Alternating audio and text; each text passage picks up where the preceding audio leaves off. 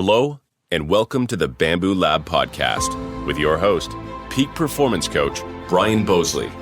Are you stuck on the hamster wheel of life, spinning and spinning, but not really moving forward? Are you ready to jump off and soar? Are you finally ready to sculpt your life? If so, you've landed in the right place. This podcast is created and broadcast just for you. All of you strivers, thrivers, and survivors out there. If you'd like to learn more about Brian and the Bamboo Lab, feel free to reach out to explore your true peak level at www.bamboolab3.com. Welcome, everyone, to this week's episode of the Bamboo Lab podcast. As always, I'm your host, Brian Bosley. And today I want to start off by reading a heart letter we received, it looks like May 1st. We pulled this one up. And this one just said, if you haven't checked out the Bamboo Lab podcast, I highly recommend it. Grand Rapids native Brian Bosley does a bang-up job interviewing and listening and recapping. It's definitely worth the time. So I want to thank that Bamboo Pack member for reaching out, and I want to thank every one of you who reach out on a daily basis, sending us letters, texts, cards, emails. And I want to thank you. I can't air them all on the podcast, but I do read every one of the letters that are sent in and the text, and I treasure each one of those. They're all saved in a file. And whenever I'm having a bad day, I go back to those and I read them again. You inspired me. So I'm going to take the time before we even introduce the guests we have on today. I want to just take a moment and say to before we introduce his name, I want to let the Bamboo Pack audience know that this episode is dedicated to his two children, Amber and Brandon. So everything we do today is in honor of them. And so I'll get started now. I'm going to introduce Amman Catalan. Okay, this guy's story is flipping amazing. He was introduced to me by retired Marine Corps Colonel John Barnett. John has talked about him over the years, and he's like, you got to get him on the podcast. So we finally talked last week. I think we talked for a full hour. So his bio was so extensive that I can't read it all, but I'm going to give you just the beginning and the end. So Amman was born in Guatemala, and he immigrated to Los Angeles, California when he was 13 years old. He'll tell this story. And he entered the Marine Corps in October of 1994 at Charlie Company, 1st Battalion. Now, years later, Sergeant Major Catalan, when he retired, he has awards that consist of, bear with me, he probably doesn't want me to say this because he's a fairly humble guy, but the awards he won: Legion of Merit, Bronze Star Medal with Combat Distinguished Device, and Gold Star in lieu of Second Award, Purple Heart Medal, Meritorious Service Medal with 2 Gold Stars in lieu of Third Award, Navy and Marine Corps Commendation Medal with a Gold Star in lieu of Second Award, Navy and Marine Corps Achievement Medal with Gold Star in lieu of Second Award, Combat Action Ribbon with a Gold Star in lieu of Second Award. And then Sergeant Major Catalan is the father of those 2 fine children I just mentioned earlier, Amber and Brandon. And I believe Brandon's going to be playing football here, starting as a freshman here coming up. So anyway, that's it, man. He's gonna fill in all the gaps because his story is inspiring. Amman, my new friend, welcome to the Bamboo Lab podcast. Thank you for having me, Brian. It's a pleasure to be here, and I really thank you. It's an opportunity, to tell a little bit of my story, and I'm always willing to, tell everybody, this story, that what I went through in my life. Well, you have a darn good story, man. I got off the phone with you last week, and my girlfriend came home, and I was like, oh my God. I'm like, this is amazing. I got to meet this guy that John's been trying to connect me with for so long. I said, we finally talked on the phone. I had a half-hour schedule. We talked a full hour. And I said, I was mesmerized the entire time. So I'm so excited that you get to share your story and your wisdom and your experience with the Bamboo Pack audience. So let's get started. I got to know a lot about you last week, and through John, and then through some of your bio and things of that nature. But can you please share with the Bamboo Pack audience a little bit about yourself, your childhood, your family, where you're from, like we mentioned earlier, and anybody or anything that inspired you as you grew up? Just start, and I'll take notes. Awesome. So I'm originally from a small town called Escuintla, from Guatemala, Central America. I grew up there. I was born there. My mom, when I was 6 years old, she was in a very abusive relationship with my father, and ended up, abusing my mom pretty bad, to the fact that one night, he came very drunk and hurt her pretty bad, and we took off to her grandparents' house. So we left my dad's house, took off to her grandparents' house, and she ended up almost immediately dropping us with my grandparents, and immediately, taking a chance and departing to the United States from Guatemala illegally. I grew up there from the age of 6, all the way to 13, until my mom was able to send for us, through one of my uncles who acted as a coyote to bring us back into the United States. Growing up in Guatemala, I grew up very humble, very humble beginnings. We had water half of the day, run electricity. There was no phones. There was, dirt roads, and I grew up hunting and fishing, which was, it was good. I think that, gave me a good expectation later on in life. A good lesson later on in life of being thankful for everything that you have.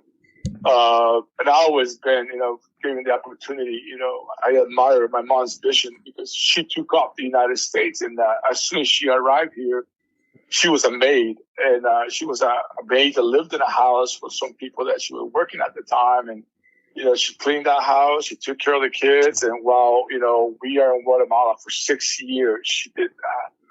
That's a hell of a challenge, if you ask me. In the military, a lot of times we complain, about going on deployment, for 6-7 months at a time, a year at a time. And I could not fathom to understand to leave my kids behind for 6 years.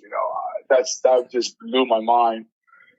So that came to play later in my career, because I always said, if my mom did it for 6 years, going to war for 7, it's not that bad. So that always resonate with me, and I knew that my kids were in good hands, just like, she knew that we were in good hands with my grandparents. Growing up with my grandfather, I consider him my dad, and my grandma as well. They instilled me a lot of ethos and values. And my grandfather was a warrior, fought different wars and stuff like that, but he was a fisherman, and he was a hard worker, the epitome of hard work, right? He would, wake up at 3 o'clock in the morning and go pick up bread and, for a bakery, and pedal his bicycle, 20 miles to go sell the bread and make some profit out of it.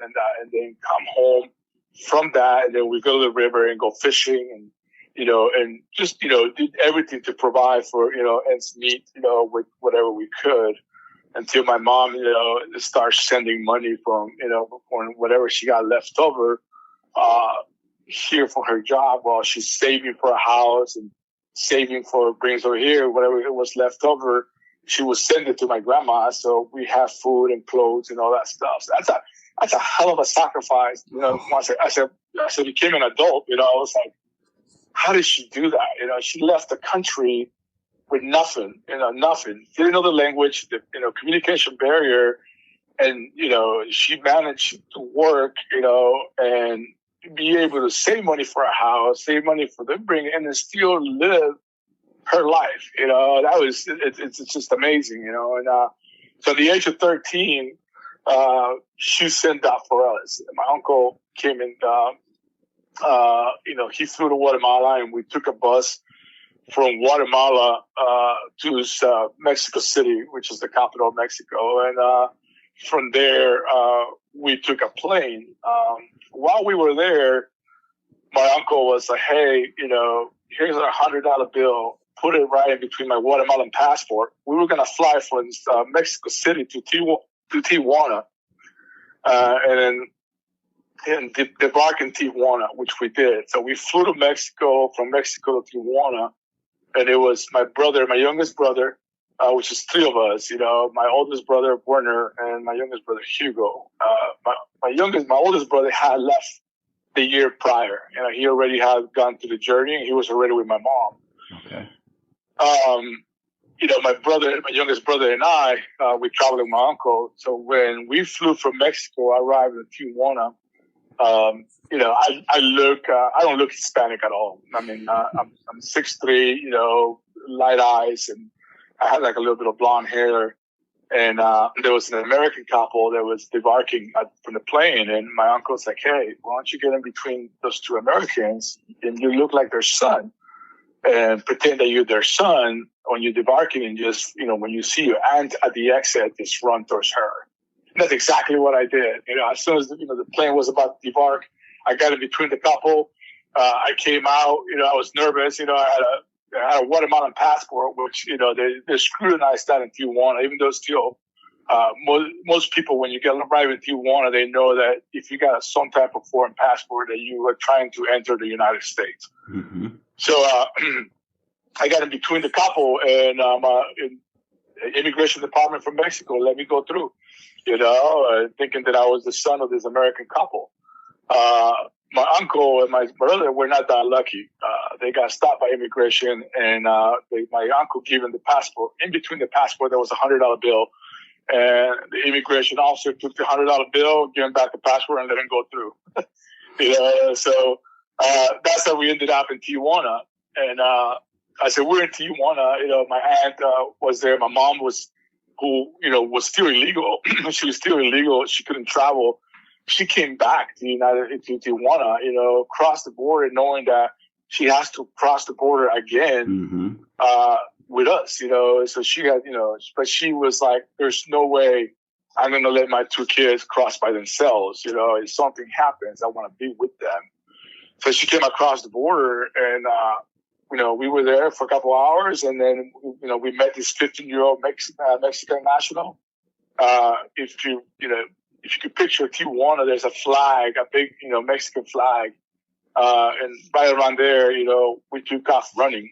You know, it was dark. It was the middle of the night, and we took off running, with my mom and along like other 4 people. And, we got to the fence, the big fence that divides the United States and Tijuana and Mexico. And there was a hole on it. We were underneath the hole, and it started running, you know. And then once we were underneath the hole, we didn't stop running. You know, I remember dragging my brother and my mom, you know, just, you know, my mom, you know, she was in a pure adrenaline rush, you know. And then we got to a 7-Eleven in San Isidro in the United States. When we came out there, you know, there was a guy waiting for us in a big car, you know, something like type of Cadillac, you know, just a big vehicle. And, you know, it's like we got in the car, and then we waited for the San Onofre checkpoint to go on green, and we crossed the border and landed in South Central Los Angeles, which was a rude awakening for me, because not what I expected about the United States. You know, I mean, I went from, you know, hunting iguanas, being on a river, and, you know, just, you know, being a country boy, to South Central Los Angeles. I didn't know what the ghetto was. There was no ghetto where I lived. It was poor people and rich people. That's all that mattered. There was no discrimination or nothing like that. So it was an interesting upbringing, right there in South Central LA. And, you know, I was in South Central, you know, and, you know, growing up in Guatemala, you know, I was also an athlete. So I played volleyball, and that kind of like put me in a good direction, not knowing, you know, what I was going to embark in the United States, you know, because when we arrived, I didn't go to school for like the first year that I was here in the United States, because, you know, we were worried about immigration and all that stuff. And, so my mom used to work at Beverly Hills, so I would go to Santa Monica Beach and play volleyball there. And that's where I met my coach, Doug Magorian, and played volleyball for him. But, you know, I also, you know, you got to remember this, you know, I'm playing volleyball for a guy in Santa Monica, but I live in South Central LA, you know, so it was two different worlds, you know, that I had to maneuver through, just because, you know, in South Central, you know, at that time, 1986, 87, there weren't not that many people that were not black in that neighborhood. You know, I was one of the first kids that looked white in that neighborhood. So it was interesting growing up. Just because I didn't look the same, and I didn't speak the language. I didn't speak a lick of English. You know, when I first, you know, didn't understand what they were saying. You know, a lot of times I was being cussed out because I look white, and all that stuff, so it was just interesting bringing in South Central LA. And at the end of the day, I ended up, joining the Marine Corps for South Central LA. I graduated in 1992, though, and in 1992, I hurt my knee pretty bad. My dreams of, playing D1 volleyball were gone, so I was trying to figure out, and it was like, well, what am I going to do next? I don't want to be in a statistic. My mom sacrificed so much to bring me here. I got to do something with my life. And by this time, I love the country. I mean, I love everything it has to offer, the opportunities.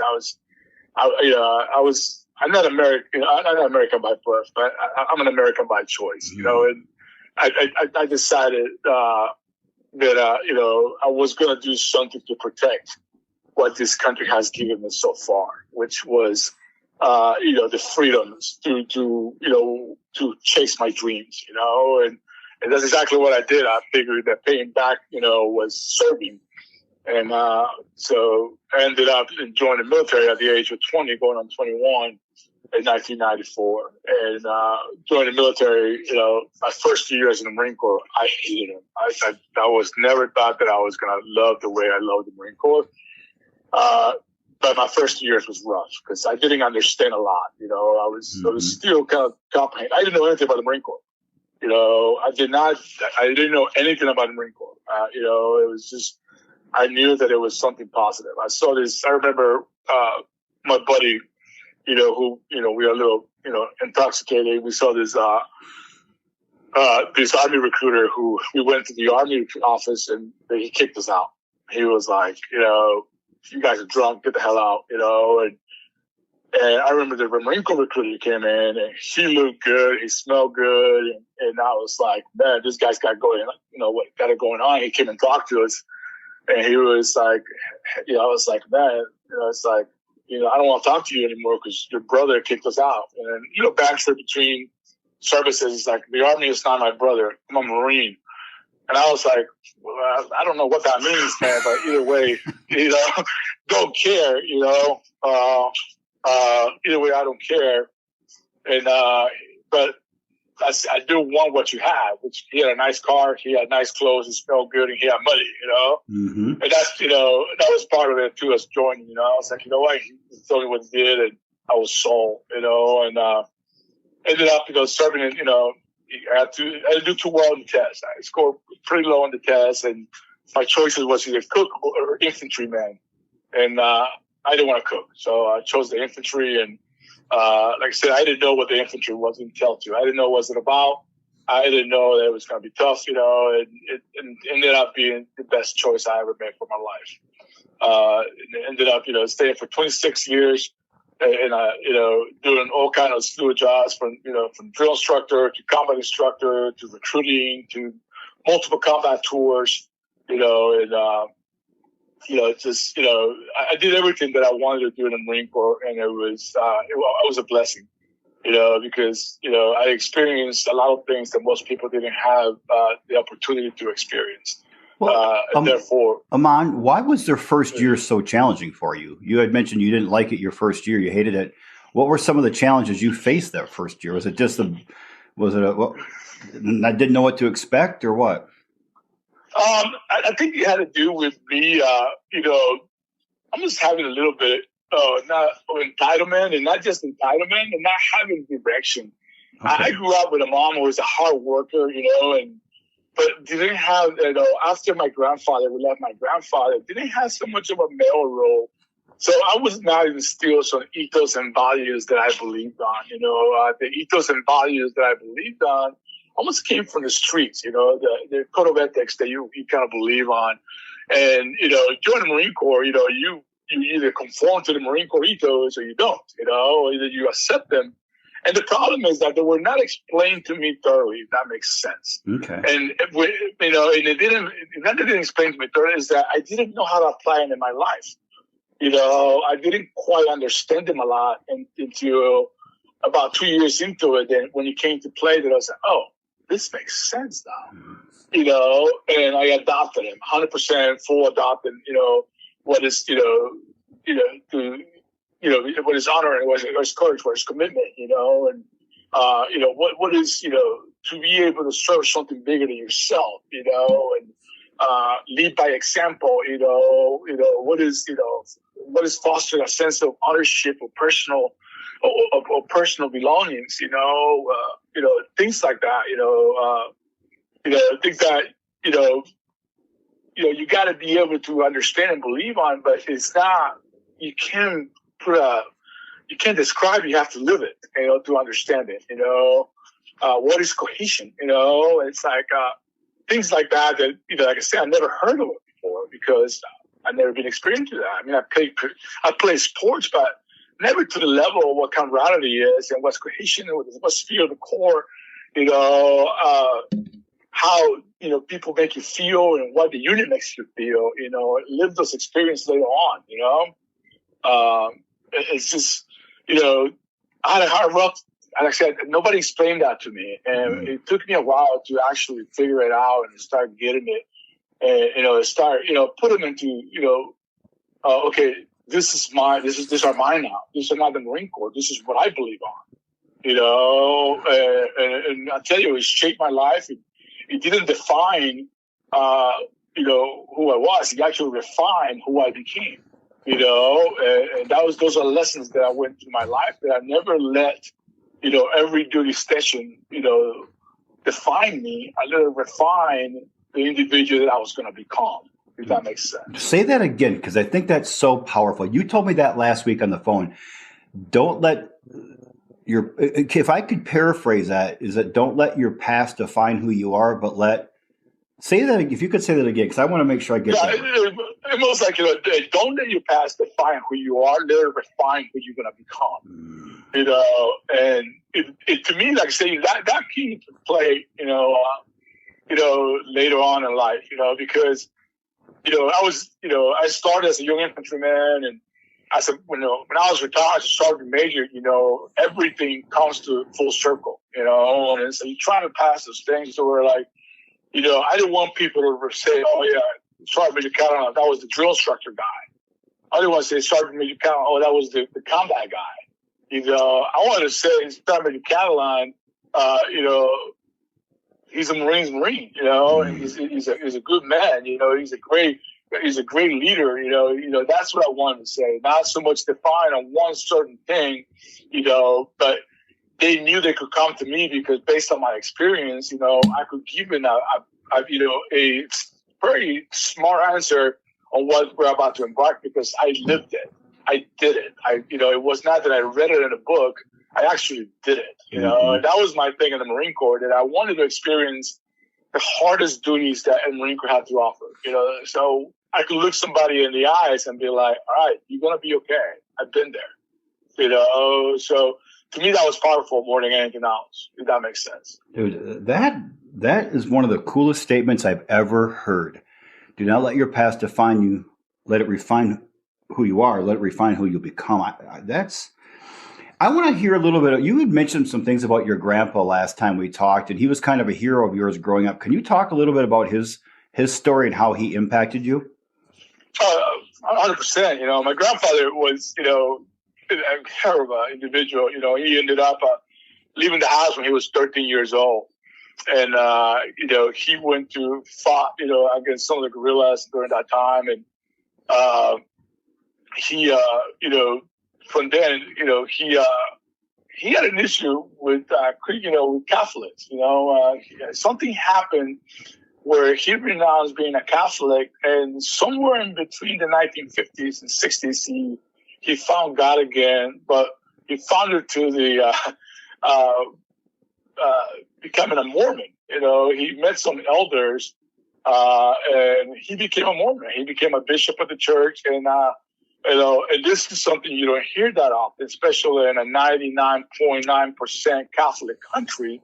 Saying that he's Mormon. He was a bishop, and he was a great man.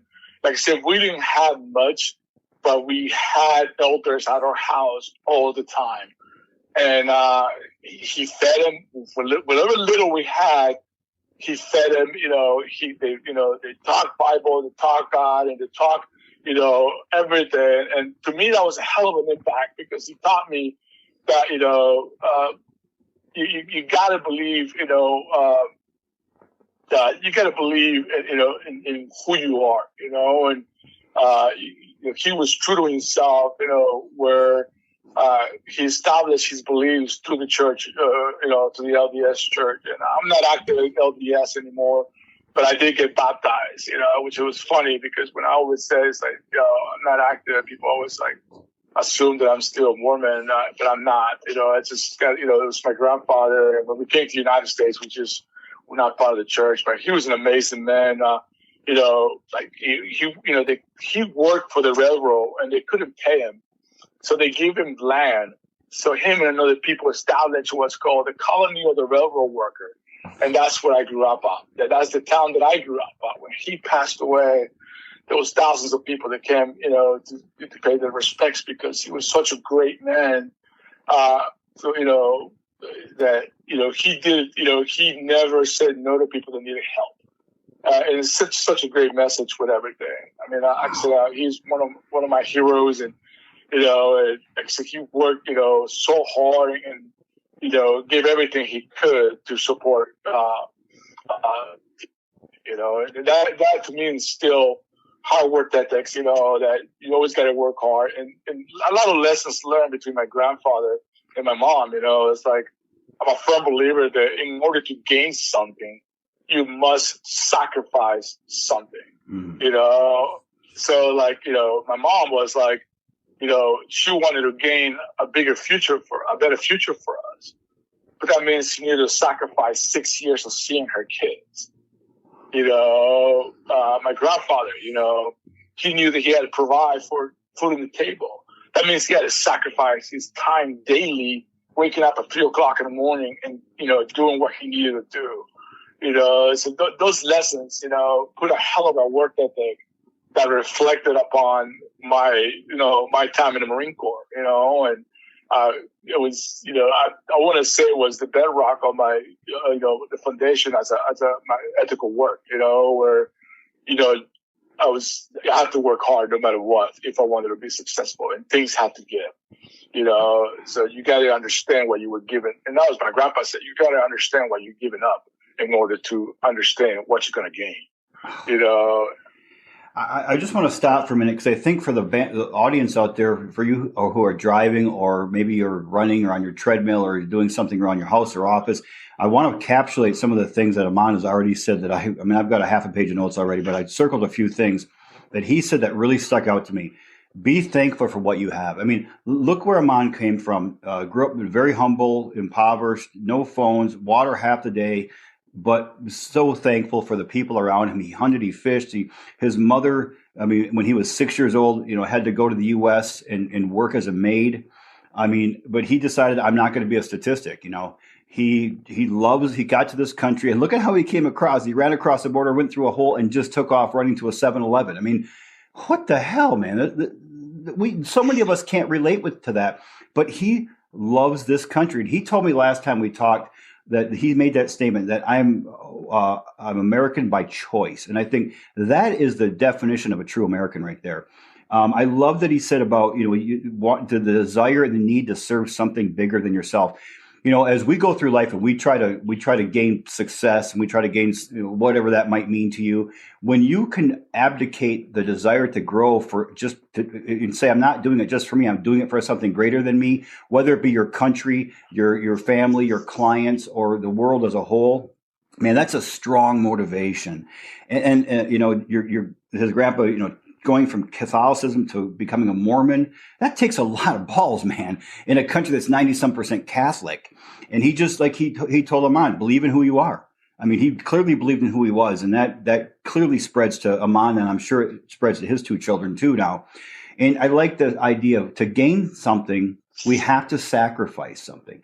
And we are, I think, as a human race, we are so afraid of what we might lose. But if you're not going to let go of the rock you're holding on to, you're never going to climb to the next rock. You got to be able to let go of something you have right now and destroy something maybe that you created in order to create something even better in life. And I love the idea he talked about having ethos and values, and how when he got to the Marine Corps, it took him a while to understand the Marine Corps ethos and values. And that just goes to show you how important having a set of values in your life are, so you can make decisions based on those. I mean, but the best thing he says is, do not let, don't be defined by what you've done, but be refined by who you're going to become. I mean, that's one of the most profound statements I've heard, and that's now the second time I've heard it, because he said it to me last week on the phone. So I don't mean to interrupt you, my friend, but that you've covered a lot of good stuff. Now, you had shared with me last time we talked a little bit about your father wasn't really in your life growing up, but he was a fairly well-to-do man, wasn't he? Fairly wealthy man. 100%. Yeah, he was. He was a very smart individual. Just made poor choices. Which again, lessons learned, right? And I think that I always took the opportunity to be able to take a step back and especially as I got older, look back, and it's like this was a hell of a lesson for me to have.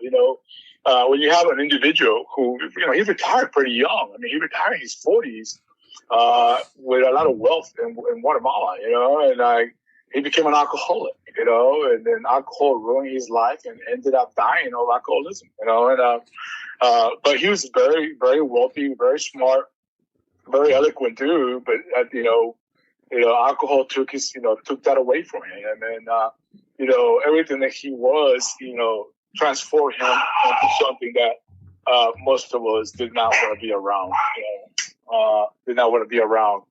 But, and then, typical story of a wealthy man, he didn't even marry my mom.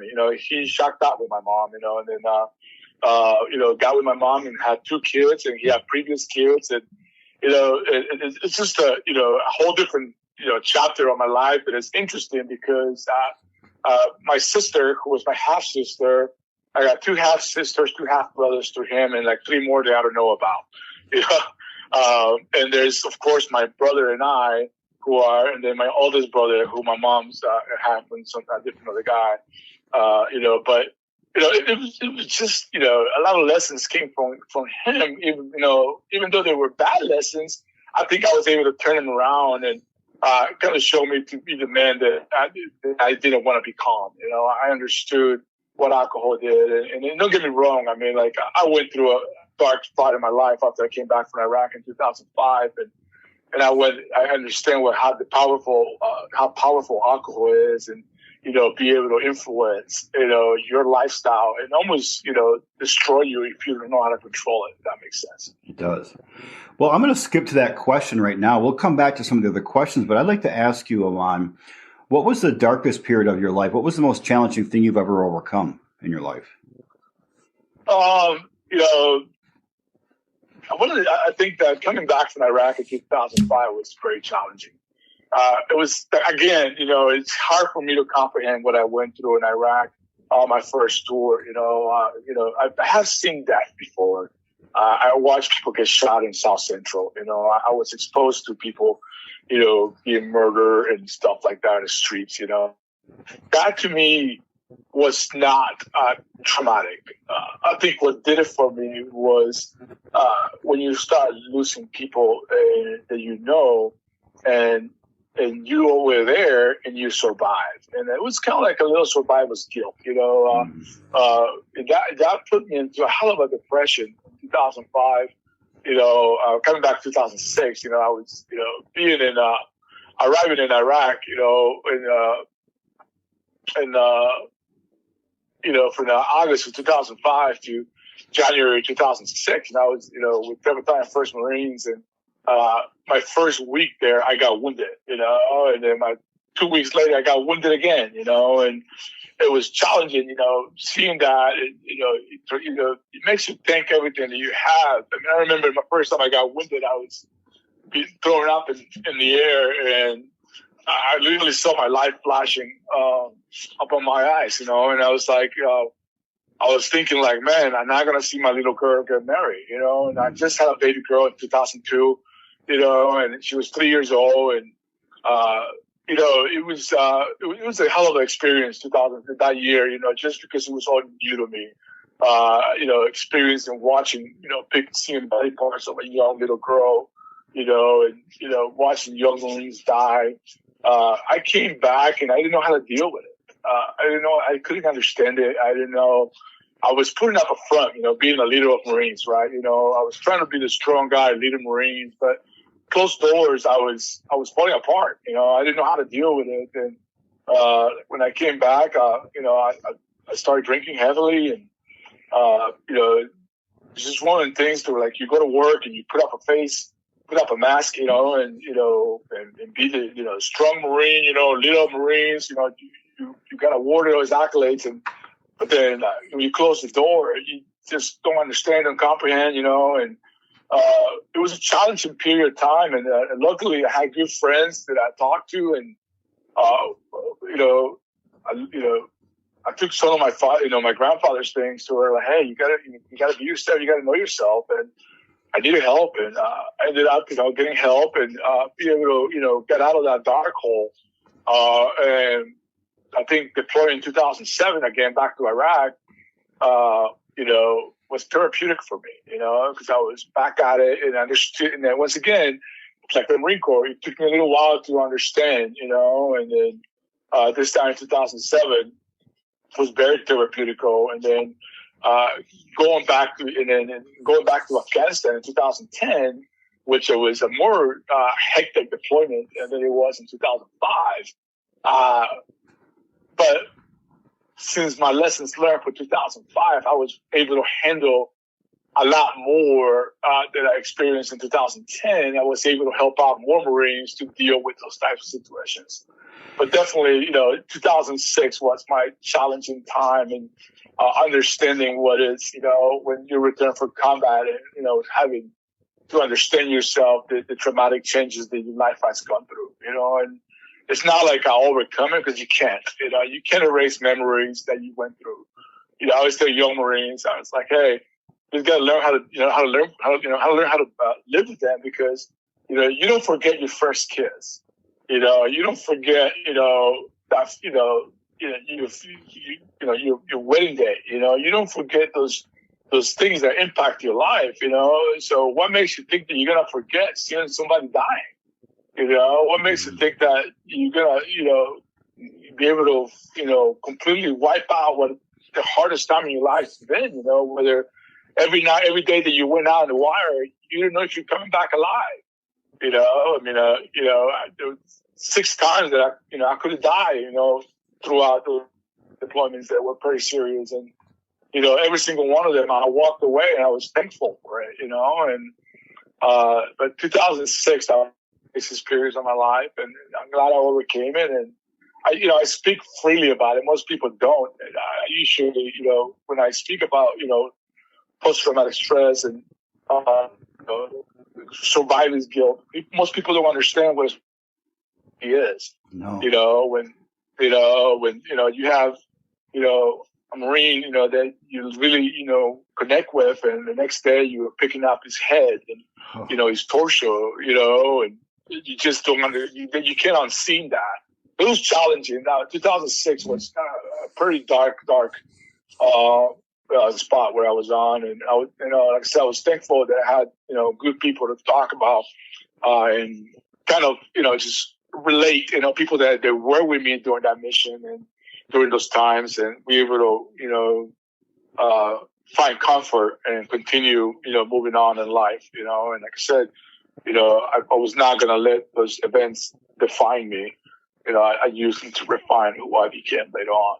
Amman, one of the things that I fully believe is that the more vulnerable, especially men, that we can be, and the more transparent we can be about the struggles we've gone through, the stronger we become. You become unstoppable when you can sit and talk openly about the dark parts of your life, because it inspires so many people, because we all go through different dark spots, some more than others, some deeper than others.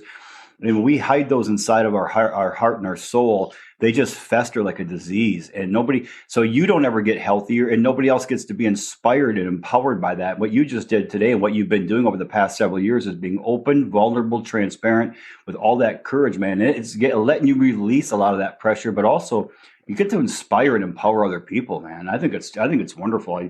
I wish you wouldn't have had to go through that, but if anybody's going to go through it, it's a man like you that is strong enough to get through it and come out a stronger man. You had mentioned to me, and if you don't want to share this on air, that's perfectly fine. But you had mentioned to me about you guys getting dropped in by helicopter at one point, and it was just as soon as you hit the ground, it was chaos. Are you okay telling that story on the air? Yeah, I'm fine. Yeah, no, this is my deployment in Afghanistan in 2010. I was not supposed to be there, but I ended up getting, I got selected a first sergeant, and that means that you're out of the infantry. You become, pretty much an administrator for the Marine Corps, right?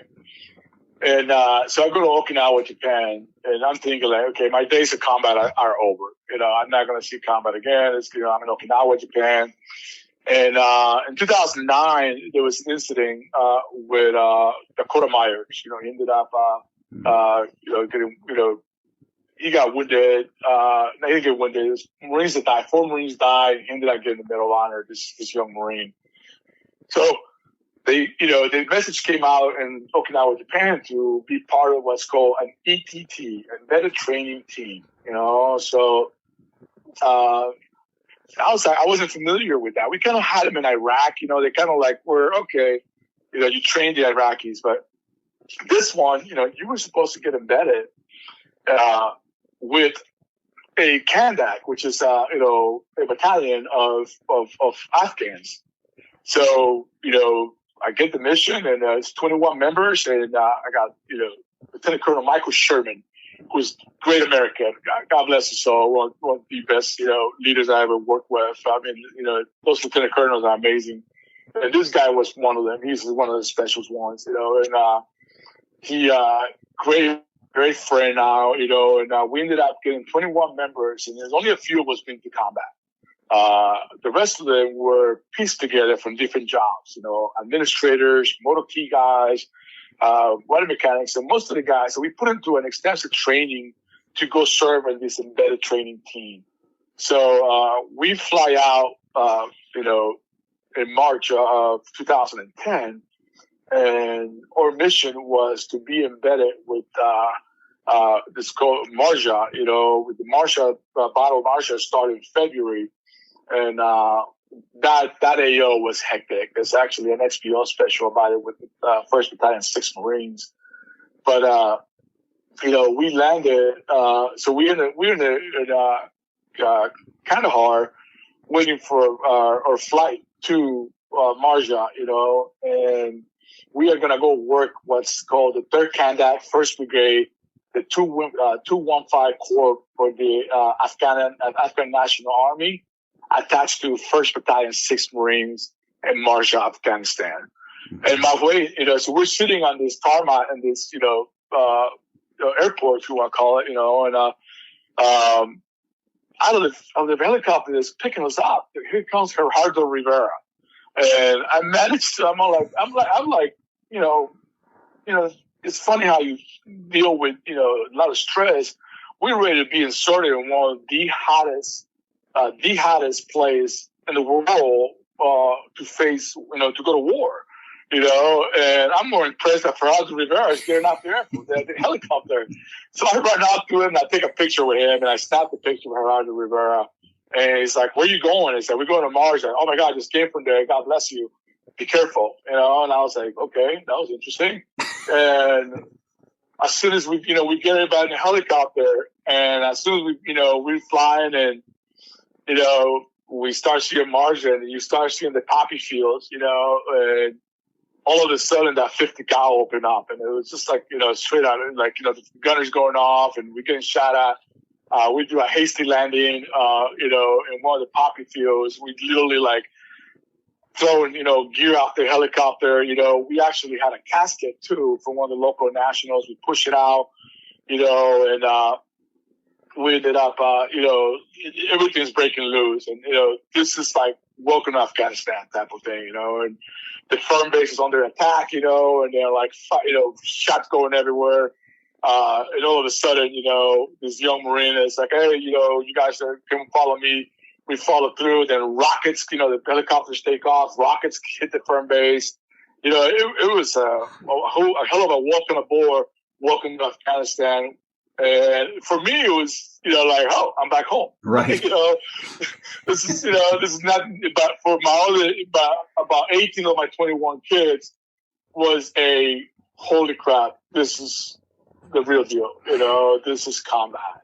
And it was a hell of an experience. It spent from March of 2010, to July of 2010, they would average about 25 firefights in that AO around the area. And I was there from March of 2010, all the way down to December of 2010, serving with 1st Battalion, 6th Marine and 2nd Battalion, 6th Marines. Between both battalions, they lost about 36 Marines total, were killed in action during that time, and somewhere in the 300s of wounded in action. So I was fortunate enough that I was able to bring my 21 guys back. 4 of them got blown up by an IED, and they walked away. And that's thanks to the new vehicles that we had. No more Humvees, we had the new MAPVs. It was an interesting, that was my first welcome aboard into Afghanistan. And so is that when you were getting shot at, is that Taliban? Yeah.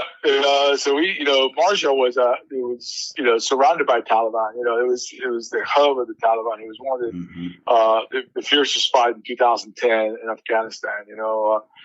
We needed to take on, it took us until July to take over, Marja and kind of get it in peace. And, ironically enough, later on, we gave it back to them like in 2011, and the Taliban took it over again, and we had to take it back again, and so forth, back and forth, So it was just interesting to see because, like I said, we fought hard.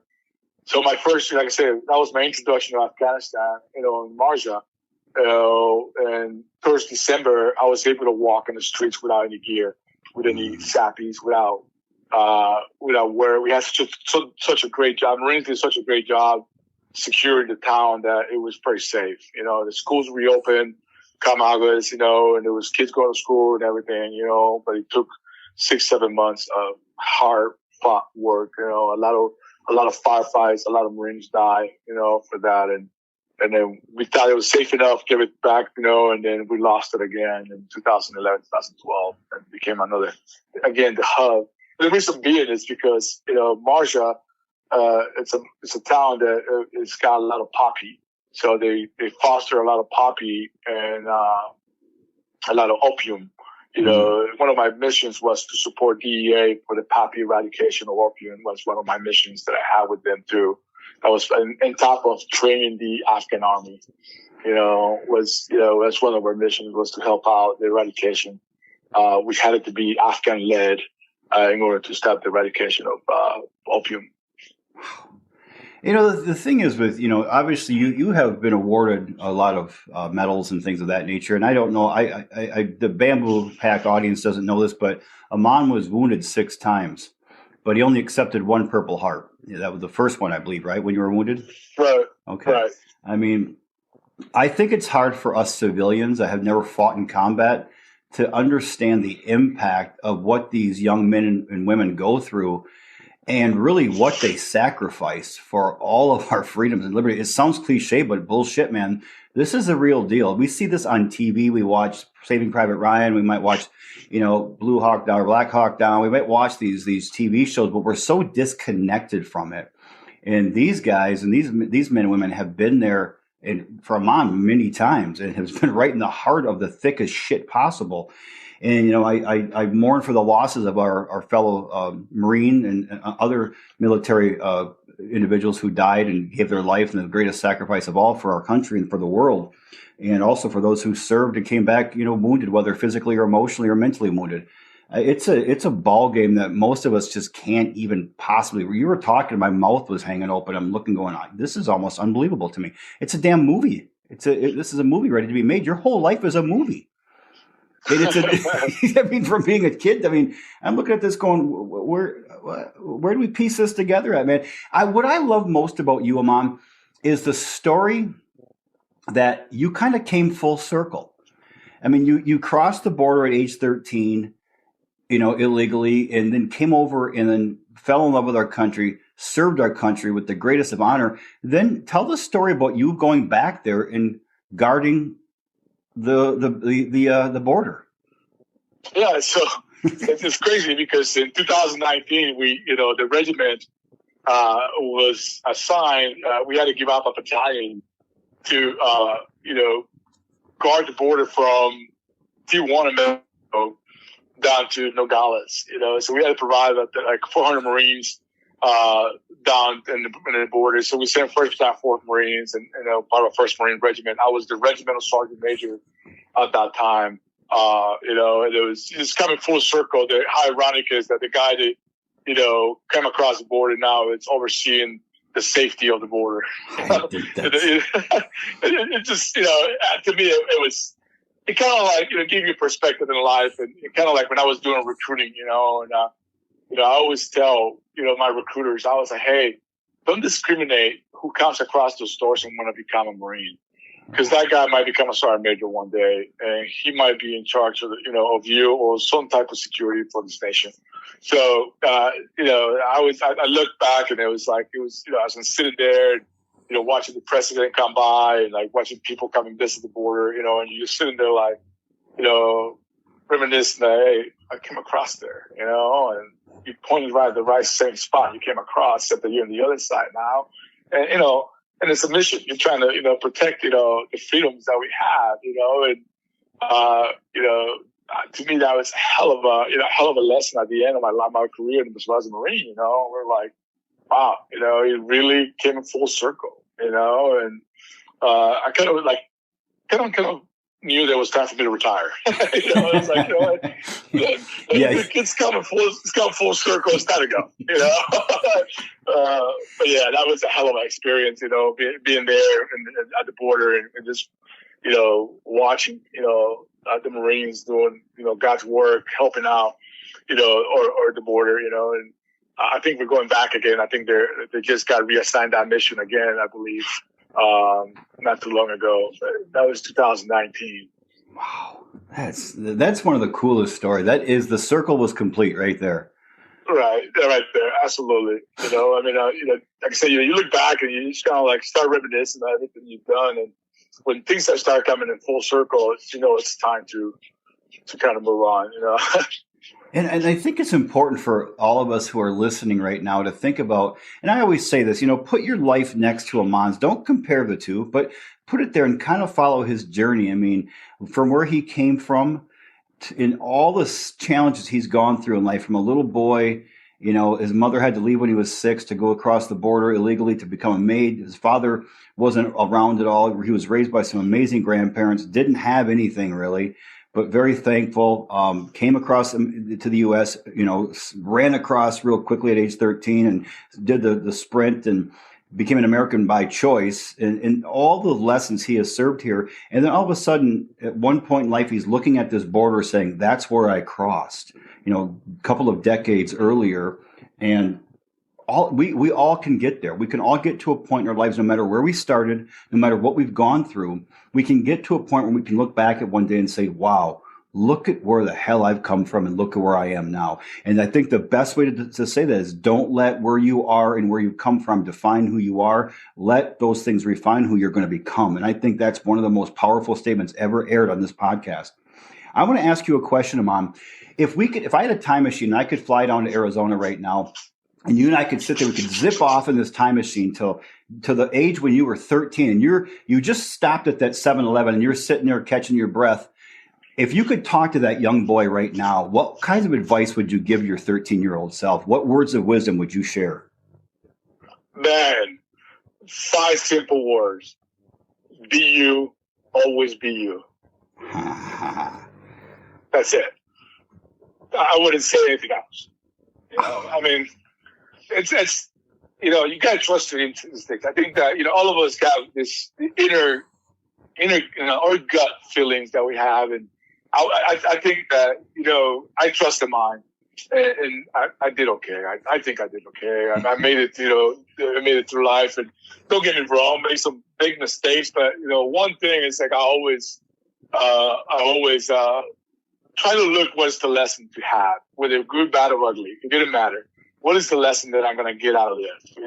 So I went through a lot of things in my life, man, from losing a house when I was older, to bouncing back and, when they come in 2008, to combat in 2009, and, all those stressors, but I stayed true to myself and, I always follow my gut. So that's the biggest advice I would tell my younger self. Is just be you, always be you. Don't follow anybody. Don't go with the crowd. Don't, trust your instincts. Trust your gut. You'll be okay. Well, I think you turned out pretty damn good, buddy. And I can't wait till you and I and John can get together one day and sit and talk. 100%. Yeah, we're going to do that. We're going to do whether you have to fly to Michigan or we have to fly to Arizona. One of the two. Well, you've had undoubtedly, I laugh because it's so obvious. You've had a very adventurous, unique life from childhood on till, the present day. What's next for you? What's next for me, man? It's interesting you say that.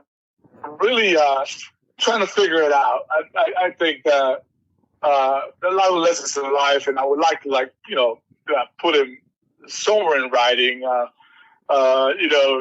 Definitely, go more in detail of this, other chapters of my life. I think, and I think there are 3 distinct chapters, in my life, which is growing up in Guatemala, the growing up in South Central and being a Marine for 26 years.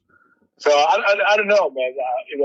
I would definitely love to, either, write a book or I don't know, come out with something that where I could be able to inspire people, and, in my time, I in the Marine Corps, we got acronyms. I don't know, we got all these little acronyms that you learn, throughout your life, and for me, I came in with my own acronym, that didn't define me, but it always reminded me what I needed to be. And I call it the let me, LETMI, and, I always say, you got to be a leader. You got to be an educator. You got to train. You got to mentor. But the most important thing you got to do in life is inspire people, and I live by that. But like the last 10 years of my Marine Corps career, this is what I lived by was, every day it was let me.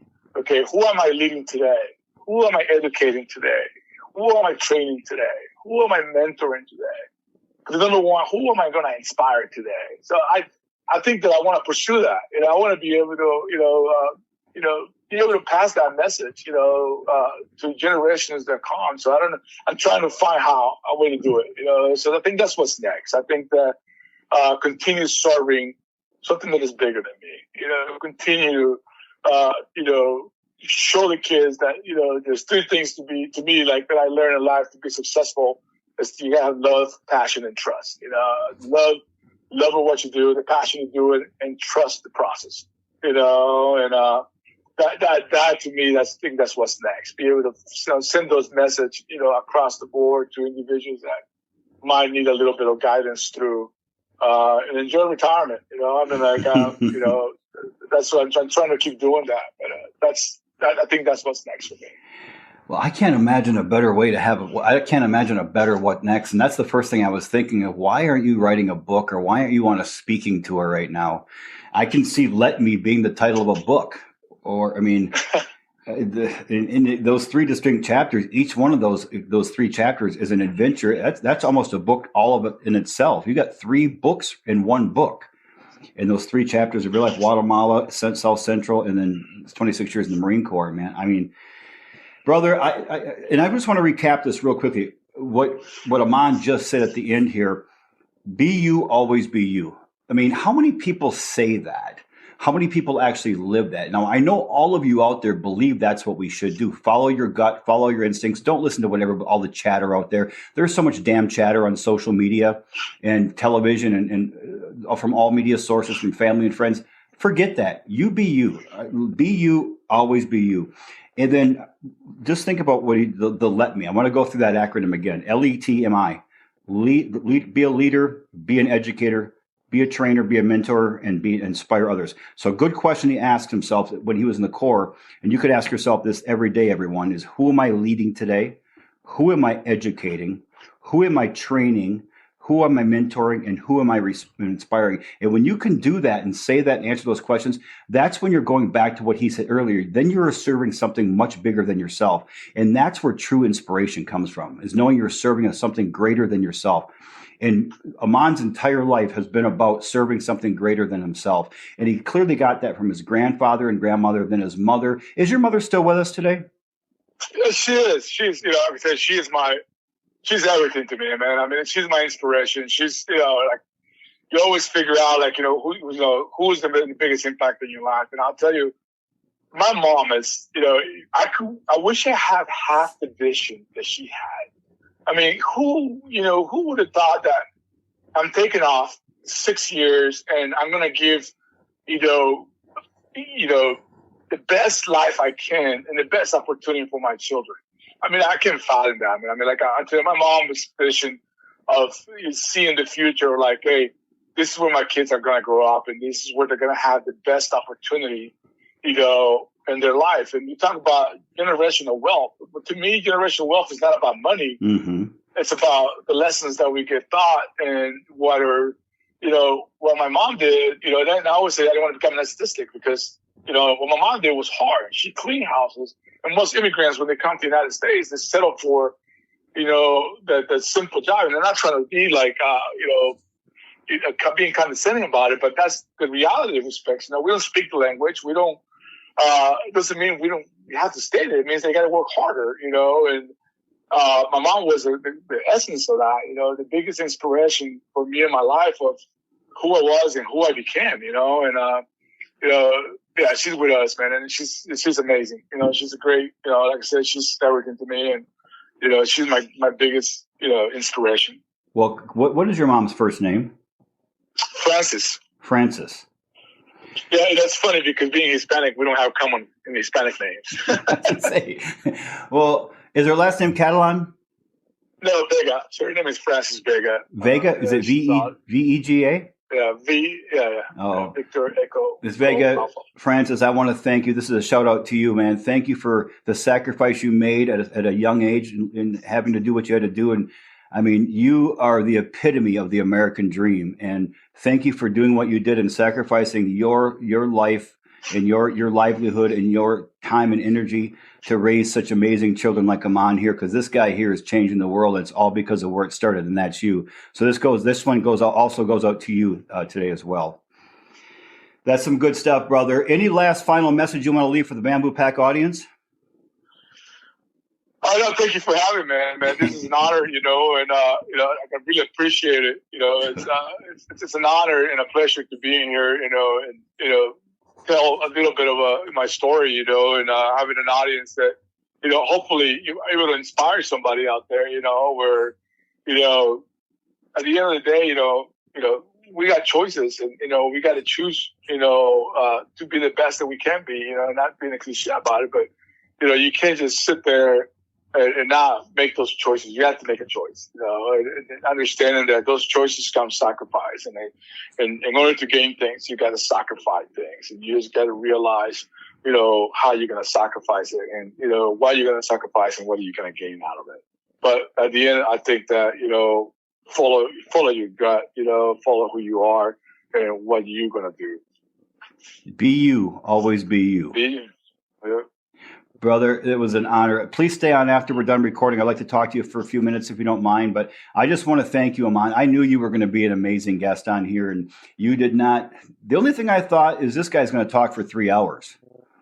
I was trying to, keep it between the realm of 1 hour and just kind of leave a lot of things that, there's thousands of stories. Like I said, I could go, whatever chapter you want me to go on, I could talk to you all day long, giving you stories. Even when we were drill instructors with John, I could give you 1,000 stories with the recruits of life, life lessons that we had in the drill field, it's how did you impacting people there, from the recruiting stories, from the combat stories, there's so many lessons learned that are packed, and I'm just trying to condense them all in a more, timely manner, because we could talk for days and days. And, well, I think what we have to do is commit to a part 2 episode here coming up. We got to do that soon, and it'd be fun if we could do it. Great. If we could do it live, and you and John be on the air at the same time live, that would even be better yet. That'd be great, man. That'd be awesome. I mean, John is such a great American. I mean, he's the things he's done are out there as well, and I know he doesn't like to talk about it, but he's a great American. He's a great leader, man. He was one of my bosses, back in the drill field, and I tell you, I will follow that man into any combat zone.